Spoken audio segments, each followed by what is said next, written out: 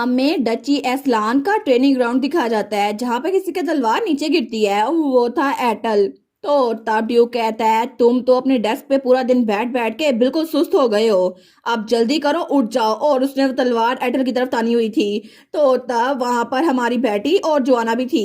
तो ड्यूक कहता है जल्दी करो ना। तो एटल कहता है हम 3 घंटों से लड़ रहे हैं। वो कहता है अभी भी तुम्हें बहुत कुछ सीखना बाकी है। लेकिन जोआना कहती है सच में अपने फादर इन लॉ के साथ ट्रेनिंग करना, वो भी अपने हनीमून पर, ये तो हिज मजेस्टी के लिए बिल्कुल भी अच्छा नहीं है। पता नहीं हिज ग्रेस का मूड आज इतना अच्छा क्यों नहीं है। तो हमारून कहती है उनका मूड, वेल आज सुबह कुछ हुआ था जिसकी वजह से उनका मूड खराब हो गया, क्योंकि कल रात फादर को लगा कि मैं अपनी बच्ची वाली फॉर्म में गायब हो गई हूँ, लेकिन तब वो मुझे ढूंढते रहे थे। और जब सुबह के वक्त वो अटल के कमरे में आए थे ना, तो तब मैं अटल के साथ ही थी।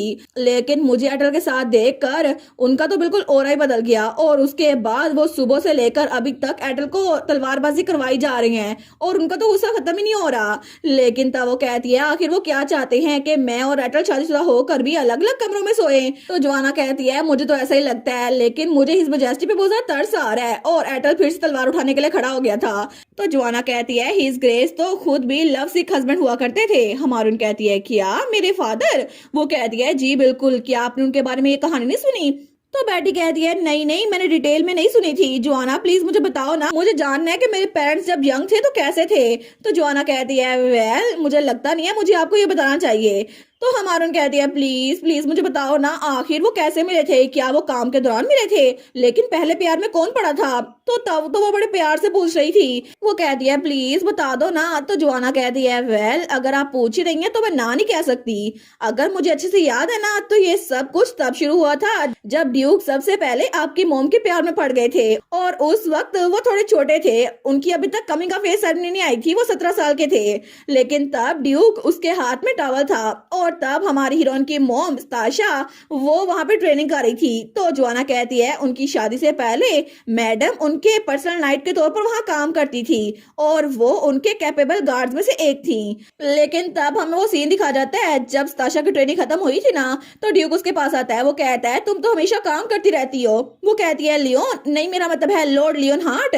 तो ड्यूक कहता है तुम मुझे ऐसे क्यों बुला रही हो? क्या तुम मुझे लियोन नहीं बुलाओगी? तुम मेरे साथ कंफर्टेबली बात कर सकती हो।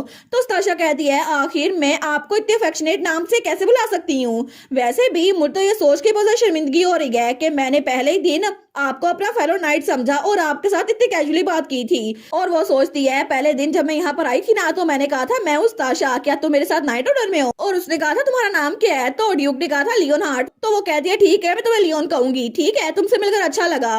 वो कहती है मुझे तो पता नहीं चला था कि मैं यंग मास्टर आपके साथ ट्रेनिंग कर रही हूँ, लेकिन अब तो मुझे पता चल गया ना आप कौन है, तो ऐसे में आपके साथ कैजुअली बात नहीं कर सकती, मुझे माफ कीजिएगा। तो ड्यूक कहता है लेकिन मुझे तो ये पसंद आया था। और तब उसका पसीना साफ करा था। वो कहती है क्या आपको ये पसंद आया था? तो ड्यूक उसके पास वो कहता है मुझे तुम्हारे मुंह से अपना नाम सुनना बहुत ज्यादा अच्छा लगता है, ये तो बहुत ज्यादा क्यूट लगता है।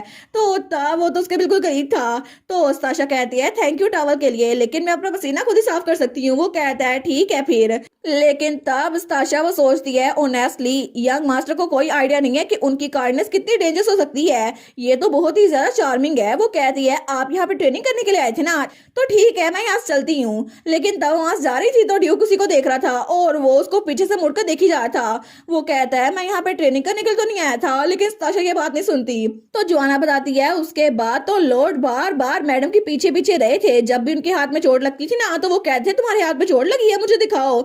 या फिर अपने फ्री वक्त में वो उनके साथ बैठ जाते थे कि मुझे थोड़ी नींद आ रही है, क्या मैं तुम्हारे कंधे पे सर रख सकता हूँ? लेकिन ऐसा लगता है कि मैडम रोमांटिक मैटर्स में बिल्कुल ही डल थी, उनको इस बात की समझ नहीं आई थी। लेकिन उसके कुछ वक्त बाद वो दिन आ गया जब उनकी कमिंग ऑफ एज सेरेमनी होनी थी। लेकिन तब ताशा वो तो ड्रिंक कर रही थी। वो कहती है ये बिल्कुल भी अच्छा नहीं है, आखिर वो ऐसा कैसे कर सकते हैं? ये तुम्हारी कमिंग ऑफ एज सेरेमनी है, आखिर तुम्हारी फैमिली में से कोई भी क्यों नहीं आया? तो ड्यूक भी उसके सामने था। वो कहता है काम डाउन ताशा, मैं बिल्कुल ठीक हूँ। तो ताशा कहती है आखिर वो हमारे स्वीट से यंग मास्टर के साथ ऐसा कैसे कर सकते हैं? और मुझे तो बिल्कुल अच्छा नहीं लग रहा और आपको अपनी फीलिंग्स छुपाने की कोई जरूरत नहीं है। इस बात से तो मैं और भी सैड हो रही हूँ। तो ड्यूक वो सोचता है सच में, लेकिन तभी वो स्माइल करता है। वो कहता है अगर तुम्हें मेरे बारे में इतनी फिक्र हो रही है तो आज तुम मेरे साथ ही रहो ना। तो साशा कहती है क्या? तो ड्यूक कहता है तुम सबसे पहले मुझे कांग्रेचुलेशन नहीं कहोगी क्योंकि आज मेरी कमिंग आउट सेरेमनी है। हालांकि वहां पर सबने मुझे कांग्रेचुलेशन कहा था, लेकिन हम लोग तो फैमिली की तरह है ना। तो मैं चाहता हूँ कि तुम मेरे साथ ड्रिंक लो क्योंकि अब मैं भी एक अडल्ट बन चुका हूँ। तो मैं तुम्हारे लिए वाइन प्रिपेयर करवा दूंगा, ठीक है? वो कहती है क्या? वो सोचती है इन्होंने कहा है हम लोग एक फैमिली की तरह है, लेकिन इस बात से तो मुझे और भी बुरा लग रहा है कि इनकी फैमिली इनके साथ क्यों नहीं थी। लेकिन तब वो सोचती है नहीं नहीं, अपने आप पे काबू पाओ ताशा, सीरियस। वो लॉर्ड लियोन है, मैं उनको सर्व करती आ रही हूँ, मैं उनके साथ बिल्कुल भी हो नहीं सकती। वो हमारे फ्यूचर लॉर्ड है, तो आखिर मैं उनके प्यार में कैसे पड़ सकती हूँ? लेकिन ड्यूक तो जानबूझ के उसके साथ फ्लर्ट किया जा रहा था ताकि उसके प्यार में पड़े। तो वो सोचती है कैपिटल में तो लड़कियों को नाइट्स के तौर पर रिकॉग्नाइज किया ही नहीं जाता। इसी वजह से मैं नॉर्थ में आ गई थी क्योंकि नॉर्दर्न लैंड में किसी के पास भी अगर तलवार चलाने की स्किल है ना तो वो वहां पे नाइट बन सकता है। और मैंने असलान फैमिली के साथ इटर्नल लॉयल्टी की कसम खा ली थी।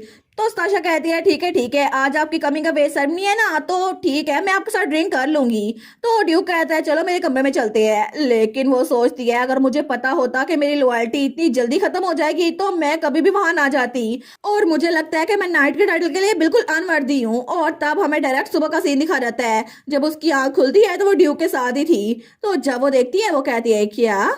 लेकिन तभी उसे होश आता है तो वो चिल्लाती है और उसकी आवाज पूरे महल में गूंज रही थी। तो वो तभी पीछे होकर बैठ जाती है। वो कहती है क्या आखिर मैंने क्या किया? तो ड्यूक कहता है ताशा तुम उठ गई। तो वो सोचती है ओ नो, ये तो हमारी यंग मास्टर है ना और मैं इनसे एक साल बड़ी हूँ, लेकिन आखिर मैंने ऐसा क्यों किया? तो तब उसे माफी मांगते हुए कहती है मुझे माफ कीजिएगा माई लॉर्ड, मैं एक नाइट हूँ, मुझे ऐसा कुछ नहीं करना चाहिए था। मैं अभी अपना सामान पैक करती हूँ और अपने घर चली जाती हूँ। तो ड्यूक कहता है तुम्हें क्या लगता है तुम कहाँ पे जा रही हो मेरे बगैर? वो कहती है जी। लेकिन तब उसके बाल पकड़ते हुए कहता है स्ताशा क्या तुम मुझसे शादी करोगी? और तब उसको प्रपोज कर देता है। लेकिन स्ताशा तो बहुत ही ज्यादा हैरान थी। तो तब जोआना कहती है उसके बाद मैडम को बहुत ज्यादा बुरा लगा कि उन्होंने यंग मास्टर के साथ ऐसा किया, लेकिन ये सब कुछ यंग मास्टर ने प्लान किया था। लेकिन उन्होंने बार बार इनकार किया कि वो उनके काबिल नहीं है। लेकिन तब जब उनको पता चला कि लॉर्ड कालितूस वो पैदा होने वाले हैं तो उसके बाद फिर उनकी शादी हो गई और उसके बाद वो लोग हंसी खुशी रहने लग गए। तो हमारी उन कहती है ओ माय गॉड, डैड तो एटल से भी ज्यादा बुरे हैं। लेकिन जोआना कहती है उनको जरूर याद आ रहा होगा कि उस वक्त उन्होंने क्या किया था, इसी वजह से वो हिज मजेस्टी के साथ इतना स्ट्रिक्ट है। तो हमारे उन कहती है फिर भी ये कोई एक्सक्यूज तो ना हुआ ना। लेकिन तभी ज्वाला कहती है ओ हिज मजेस्टी तो नीचे गिरने वाले हैं। तो हमारी हीरोइन जल्दी से जाती है अपने डैड के पास। वो कहती है डैड अगर आप एटल को ऐसे तंग करते रहे ना तो मैं उसको बता दूंगी कि आपकी लव स्टोरी कैसे चली थी। तो ड्यूक कहता है क्या इसका क्या मतलब हुआ? लेकिन ज्वाला स्माइल कर रही थी। वो सोचती है लॉर्ड कालितूस के पैदा होने के बाद इनकी लाइफ तो बहुत ज्यादा अच्छी हो गई थी। और तब वहां पे एटल कहता है लव स्टोरी? वो कहती है तुम्हें पता है एटल, लेकिन उसका डैड तो बेचारा पछता रहा था कि आखिर इसको पता कैसे चल गया। तो जोआना सोचती है बाद में जब लेडी बैटी पैदा हुई ना तो वो दोनों बहुत ही जरा खुश थे। और जब लेडी बैटी लेडी स्ताशा की तरह दिखती थी ना तो ड्यूक को बहुत ज्यादा अच्छा लगा और उन्होंने कहा ये बच्ची तो हमारे लिए बिल्कुल एक मिराकल है जिसके बारे में मैंने कभी ख्वाब में नहीं देखा था, क्योंकि लॉर्ड कालितूस तो अपने फादर की तरह थे, एक लाइन। लेकिन जब लेडी स्ताशा के एंसेस्टर में से स्क्विरल फैमिली में से उनकी बेटी भी एक स्क्विरल शेप शिफ्टर थी ना तो उनको बहुत ज्यादा अच्छा लगा।